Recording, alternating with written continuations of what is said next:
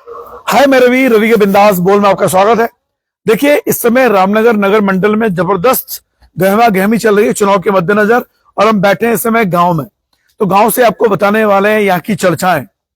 फिलहाल कांग्रेस के बागी गुट तो नहीं कहना चाहिए, रणजीत रावत से नाराज कांग्रेसियों ने आज की प्रेस कॉन्फ्रेंस और स्पष्ट कर दिया कि हम अपना एक साथी लड़ाएंगे अपनी ओर से। देखिए, फिलहाल नेट चला गया था, ऐसा लग रहा है कि नेट भी चाहता है कि ये जद्दोजहद चलती रहे। फिलहाल क्या भाजपा को इसका फायदा मिलने वाला है? 2022 के चुनाव में गुटबाजी ने कांग्रेस की लगभग जो जीत थी उसको हार में बदल दिया था पूरे उत्तराखंड में, और अब रामनगर की बात की जाए तो वापस से 2022 दोहराया जा रहा है। बागी कांग्रेसी निर्दलीय उम्मीदवार जो विधायक का लड़े, अब वापस वो इस गुट में दिखाई दिए और ये जबरदस्त फैसला होने वाला है। तो क्या भाजपा के पास एक आसान जीत मिलने वाली है 2022 की तरह? ऐसा कहना आसान लगने वाली बात है। देखिए, इस समय भाजपा और कांग्रेस जिनको टिकट नहीं मिला है वो बड़े नाराज और खफा चल रहे हैं, और पालिका स्तर की राजनीति में ये आम बात है। लेकिन ऐसा पहली बार हुआ रामनगर के इतिहास में जब कांग्रेस ने सिंबल ही नहीं दिया। इतनी माथापच्ची हुई कि भैया हम टिकट दे नहीं रहे, जो उखाड़ना उखाड़ लो, जो करना है करो। अब सबसे बड़ी बात यह है, रणजीत सिंह रावत जी के उम्मीदवार थे जो यहां बागी, जो यहां बैठे थे, बागी तो मैं नहीं कहूंगा, रणजीत सिंह नाराज से लोग, और स्पष्ट दो टूक उन्होंने कह दिया है कि टिकट किसी समर्पित कांग्रेसी को ही मिलना चाहिए और कांग्रेसी विचारधारा के व्यक्ति को ही मिलना चाहिए। तो क्या रणजीत सिंह रावत जी समर्पित कांग्रेसी नहीं है? और अगर वो भुवन पांडे को चुनाव लड़वाना चाहते हैं तो इसमें इतनी मिर्ची क्यों है? ऐसे सवाल उठाए जा रहे हैं, और जितने भी समर्पित कांग्रेसी थे रणजीत गुट वाले, वो स्पष्ट तौर से भुवन पांडे को अपना उम्मीदवार, अपना दावेदार मान चुके हैं। अब ऐसी स्थिति में जब हाजी अकरम जी ने स्पष्ट कह दिया कि सल्ट से आए हैं, सल्ट वापस भेजेंगे, यानी ओपन चैलेंज दे चुके हैं। हाजी अकरम जी वही हैं जिन्होंने हरीश रावत को विधानसभा चुनाव में कह दिया था कि अगर आपने यहां चुनाव लड़ा तो मैं निर्दलीय चुनाव लड़ूंगा। यानी हरीश रावत को खुली तौर से आंखें दिखाई गई थी हाजी अकरम जी द्वारा, और अब हाजी अकरम जी रणजीत रावत जी के खिलाफ हो गए हैं। यह है इस समय रामनगर की राजनीति के हाल। फिलहाल क्या इसका सीधा सीधा फायदा मिल रहा है कांग्रेस को? बिल्कुल नहीं। इसका सीधा फायदा मिल रहा है बीजेपी को।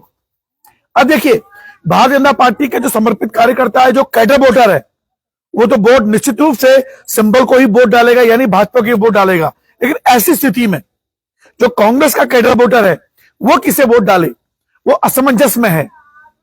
अगर रणजीत सिंह रावत जी भुवन पांडे को चुनाव लड़वाते हैं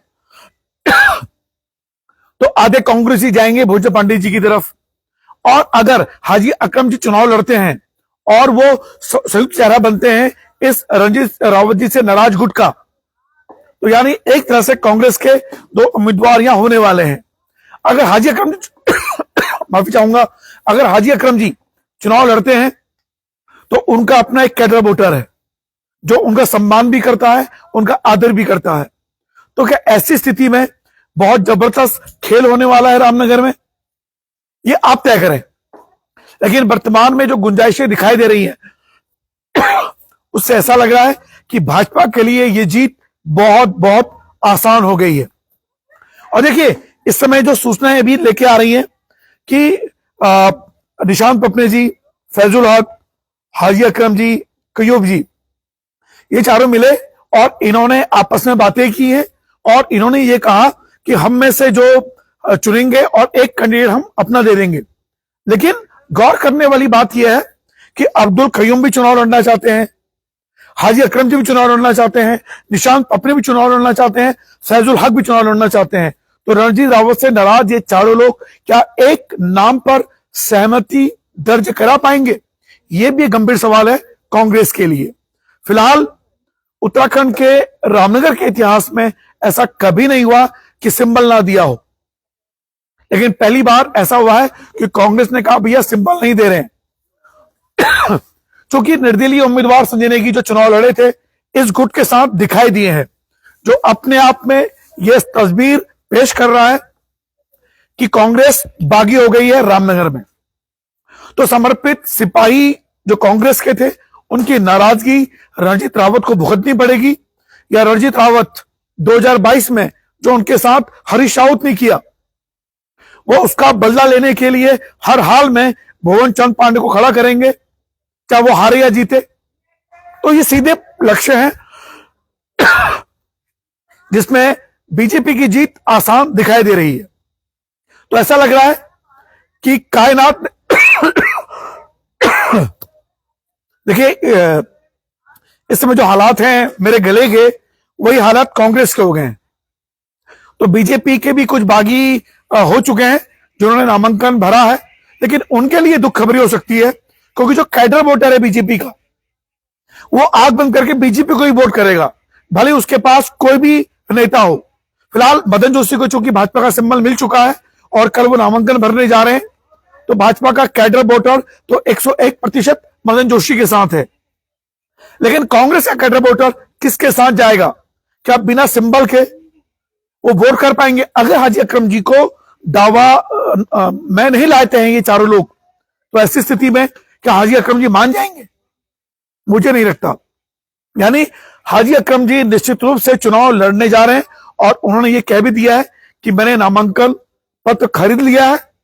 तो क्या अब जो बागी कांग्रेसी हैं, जिनको बागी नहीं कहना चाहूंगा, रणजीत रावत से जो नाराज कांग्रेसी हैं, अब बागी इसलिए भी कहे जा सकते हैं क्योंकि निर्दलीय उम्मीदवार कांग्रेस के बागी उम्मीदवार संजय नेगी ये उनके साथ खड़े हुए मिले, जो अपने आप में बागी होने के संदेश दे रहे हैं।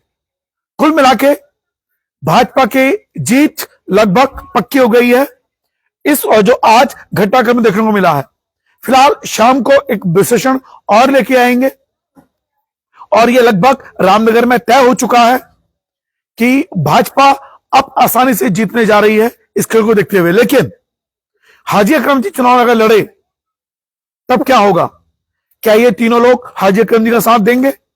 और अगर नहीं दिया तो निश्चित रूप से वही होने वाला है जो लिखा जा चुका है, यानी कि कायनात ने जिस तरीके से मदन जोशी के लिए पृष्ठभूमि तैयार की है, कहीं ऐसा ना हो कि भाजपा आसानी से, यानी सिंबल में भाजपा पहली बार रामनगर नगर पालिका को जीतने जा रही है।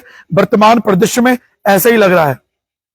आप सोचिए, क्या रणजीत रावत अपना उम्मीदवार खड़ा नहीं करेंगे? और यह लड़ाई बहुत गंभीर होने वाली है। फिलहाल सूत्रों के हवाले से जो खबर अभी आ रही है कि रामनगर में कांग्रेस के 2 या 3 कैंडिडेट चुनाव लड़ सकते हैं, जिसका फायदा सीधे सीधे मिलने वाला है भाजपा को। फिलहाल आप देख रहे थे रवि का बिंदास।